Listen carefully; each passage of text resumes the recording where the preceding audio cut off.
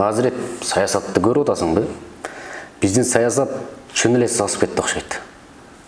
Бул жакта Баткенди кара, жер сатылып, тияк болуп кетти, мындай болуп кетти. Чоңдорубуз болсо бизди уят кылып жүрөт, иштебей атат. Мындай Кыргызстан өнүкпөйт окшойбуз биз чота. Мен көзүм такыр жетпей калды. Бирок бир аз болсо да мындай үмүтүм бар да. Анткени мындай жаштар келип, бир аз болсо да ыйманы барлар келип атабы дейм да. Кантип ойлойсуң? Жакшы дечи, бир аз үмүт кылганың жакшы, бирок жакшы үмүт кыла беришибиз керек. Бирок менин оюмча Кыргызстан качан өнүгөбүз, мен деле башым жетпей калып ойлонуп бердим.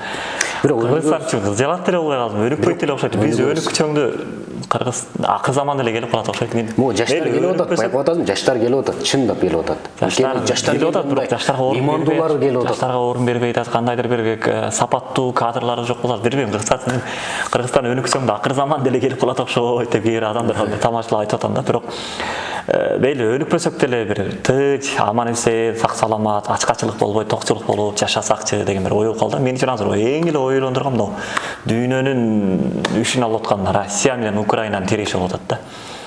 Бугач Америка себептүү да. Ошолор келишип атышы мүмкүн толук. Мен Американын билбейм, Америка тууралуу менен Россияны күнөөлөп атам да. Анткени азыр Россия өзүнүн эгемендүүлүгү бар, өзүнчө бир мамлекетти НАТОго киресиң, кирбейсиң деп аны коркутуп тыюу салганга Россиянын акысы жок да.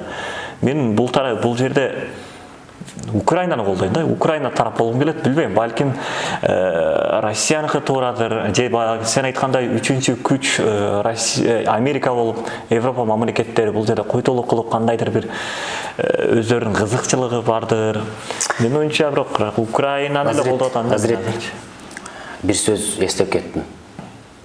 Ла хайра фи фусулил калам. Көп сөздө жакшылык жок. Андан көрөп мындай ыймандашып, пайгамбарыбыздын хадисинен айтып олтурбайлыбы? Туура. Андыктан пайгамбар саллаллаху алейхи вассаламдын хадистеринен айталы. Пайгамбар саллаллаху алейхи вассалам өзүнүн коттуу хадисте адамдардын эң жаманы ушакчы, мактанчак, арзыбаган иштерди көбүртүп айткандар деген. Ал эми адамдардын эң жакшысы адеп ахлак, кулк мүнөзү жакшылар деген. Андыктан биз дагы олтурубузда дагы адеп ахлагыбызды оңдоп, пайгамбар саллаллаху алейхи вассаламдын хадистерин жана Алла тааланын сөздөрүн айтууну туура көрдүк. Анткени сөздөрдүн эң жакшысы Алла тааланын сөзү Куран жана пайгамбар Мухаммад саллаллаху алейхи вассаламдын хадиси. Пайгамбарыбыз саллаллаху алейхи вассалам айтат: "Мен кана юмину биллахи вал яумил ахири фальякул хайран ау лиясмут." Кимде ким Аллах Таалага жана акырет күнүнө ыйман келтирсе, жакшы сөз сүйлөсүн. Эгерде жакшы сөз сүйлөй албаса, анда ун чыкпасын дейт.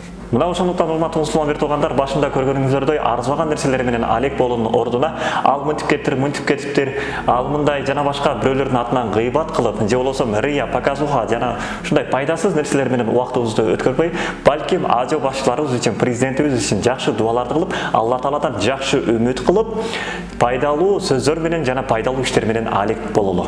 Бүгүн биз Кыргызстанды күнөөлөйбүз, чоңдорду күнөөлөйбүз, башкалар кылабыз, бирок биз Кыргызстан үчүн эмне кылдык? Балким биздин колубуздан эч нерсе келбейт. Бирок биздин колубуздан кечинде туруп, же болбосо ар бир намазыбызда дуа кылуу келет, сөзсүз түрдө.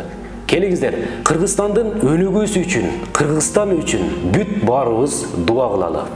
Ооба, урматтуу мусулман тууган, дуа бул мусулмандын эң чоң куралы. Андыктан бардык мусулман аял эркек дебесин алакан жайып, мамлекетибиздин өнүгүүсү үчүн, мамлекетибиздин саламаттыгы үчүн, дүйнө жүзүнүн бүтүн тынчтыгы үчүн баарыбыз биргеликте дуа кылалы. Ассаламу алейкум.